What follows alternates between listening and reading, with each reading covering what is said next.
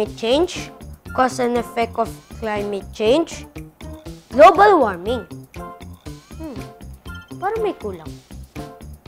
Magandang hapon sa inyo mga bata!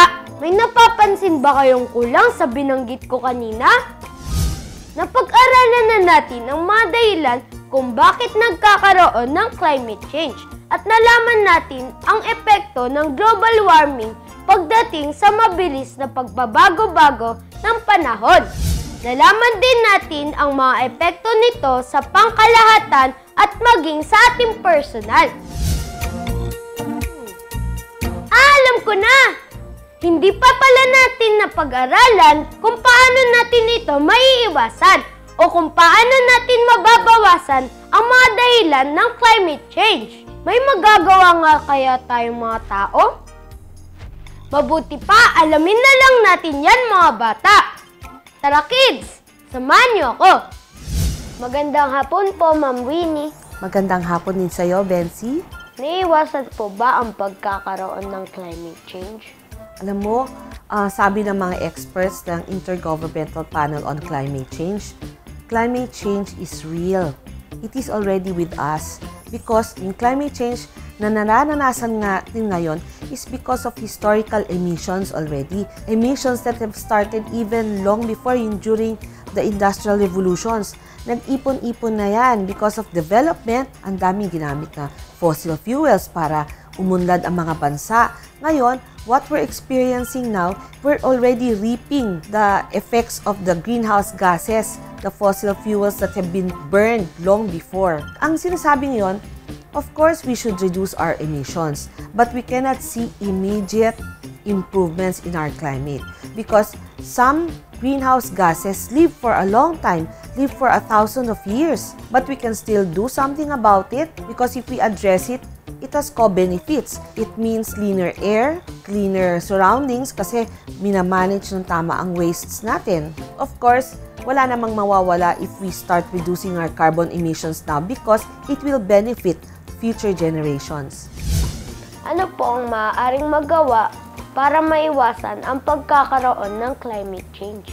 Actually, dalawa ang pwede nating solution sa climate change. One is climate change mitigation.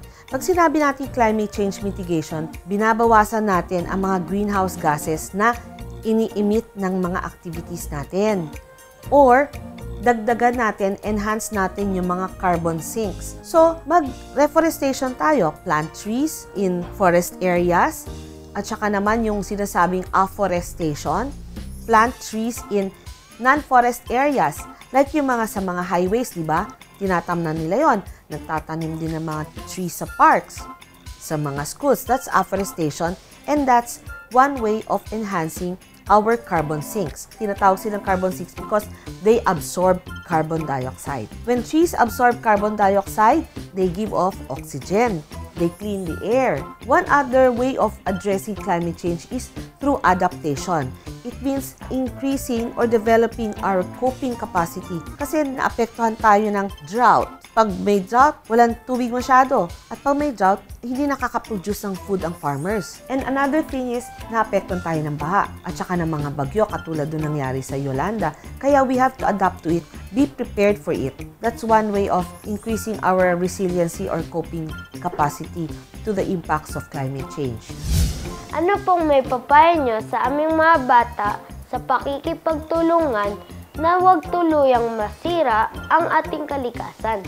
Dapat pangalagaan natin ang environment natin. Masyado siyang broad, masyado na nating naririnig yung pangalagaan ng environment.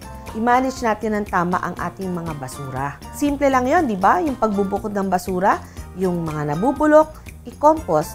Yung mga recyclables, dalhin sa MRF or sa junk shops. Pag nag-recycle tayo, hindi na natin kailangan kumuha ng mga resources like yung sa papel. Hindi na natin kailangan magputol ng puno. Maging masinop sa manggamit. Huwag bili ng bili. Bibilhin lang yung kailangan. Hindi yung nagustuhan, bibilhin. We should only buy what we need, not what we want. Marami pala tayong maaaring magawa para huwag tuluyang masira ang kapaligiran at hindi tayo agad makaranas ng climate change.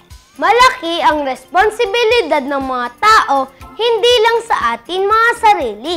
kundi pati na rin sa mga bagay na nilikha ng Diyos para sa atin. Ang pag-iingat sa mga ito ay pagpapahalaga sa mga bagay na ibinigay sa atin ng Diyos. Sana ay marami kayong natutunan ngayong linggong ito. Samahan niyo ulit kami sa susunod kung loloobin ng Diyos. Hanggang sa muli, dito lang sa Ben Si Bibo!